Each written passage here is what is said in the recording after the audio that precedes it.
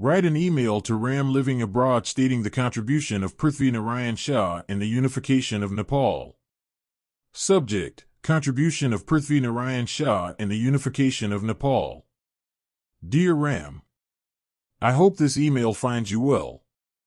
I am writing to you today to share some information about a significant historical figure in Nepalese history, Prithvi Narayan Shah. Prithvi Narayan Shah, also known as the founder of modern Nepal, played a crucial role in the unification of Nepal in the 18th century. He was the king of the small state of Gorkha, which he expanded through a series of military conquests. He ultimately managed to unite the various small kingdoms and principalities that existed in Nepal at the time, creating a unified and centralized state. Prithvi Narayan Shah's vision was to create a strong and independent Nepal that could resist foreign invasions. He also implemented many social, economic, and administrative reforms which helped in the development of the country.